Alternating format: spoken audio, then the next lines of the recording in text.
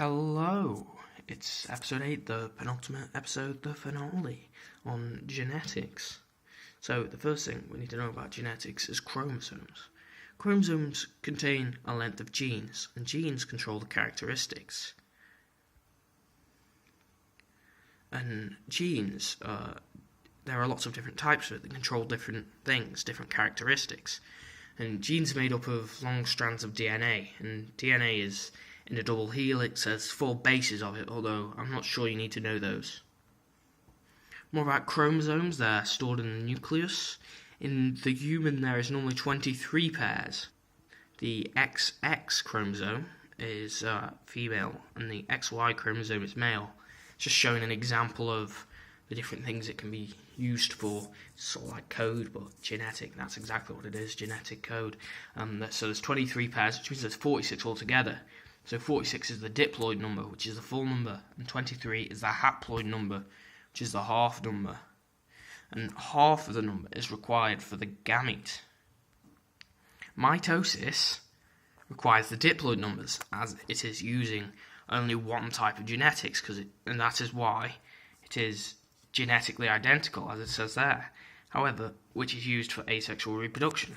However, meiosis is used for sexual reproduction, and it's when 2 gametes, which are both haploid, are fused together to make diploid. And the diploid is a variation between 2 different things. The offspring is a combination of a lot of different traits. It's not simply identical as with asexual reproduction, where things would be the same as the parent. So the gametes we're talking about is the egg and the sperm. They're haploids, and they are the gametes, which fuse together to make a diploid. Diploidocus. No. So, as we found out, genetics are inherited. Both parents and offspring have 2 alleles for different stuff. Let's just go over to alleles right now. So alleles, what are alleles? Alleles are the different types of genes. Alleles can be homozygous or heterozygous. Homozygous means you've got 2 alleles the same. Heterozygous means you've got 2 alleles different. And for each one thing you have 2 different alleles. That's why the chromosomes are in pairs. That pair is made up of 2 alleles. And they're different types of alleles. So there's dominant alleles, which take control even if there's one of them, and recessive alleles, which are the weaker alleles. You need 2 of them for it to take control of that characteristic. As it says here, they take over, dominants do. And that's the genotype. So the genotype is the alleles that the organism possesses, which is entirely different from the phenotype, which is just the appearance in general, because many other things affect that, such as environmental factors, for example. So, as we probably said earlier, but I like to stress, both parents and offspring have 2 alleles for everything. So, just about anything you can think of, there's probably 2 alleles for it. Literally any characteristic I've ever said.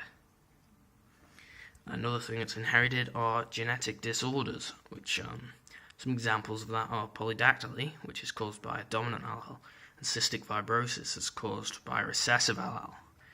And the thing is, to find out the alleles that someone has, you can use genetic crosses. What you do is you write down the 2 parents' alleles. So, say one parent's got an A, big A, and a little a. One parent's got a capital A and a non-capital A. You've got capital A, capital A. It's basically like a multiplication table, similar to what you used to do in maths. So for this, there's a possibility of the offspring having the actual recessive thing is a quarter, because you need 2 of them. And having the dominant thing is 3/4, because A is at the front of all of them. It's basically how you do it. It's called a Punnett square, or a genetic cross. So yeah, the dominant overpowers the recessive. We went all through that. The Human Genome Project is a project that was used to sequence genomes. It's basically figured out what different things coded for. And the fact is, it could be used to make gene therapy. And I think it already is. So they can cure diseases such as cystic fibrosis, which I think we can all agree is a good thing. However, some people think it's sort of dangerous, as they can edit people's genes. Like, there's a potential danger. Like, what if they make a mistake?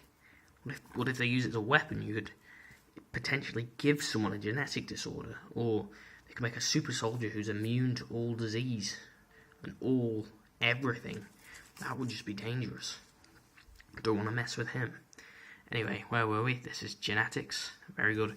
Oh yes, last bit, Mendel. So I wrote down here pea plant generations because I think I'm funny. Basically, what he did was he was a Catholic monk, and he studied by breeding pea plants and figured out how the characteristics were passed on, and he was basically one of the first people who discovered this whole genetics thing. So, yeah, respect, man. That's genetics. Think we're done here. Always remember the order of this. Chromosomes contain a short length of genes which is made up of DNA. Okay? Goodbye. That is the end of the series, sadly.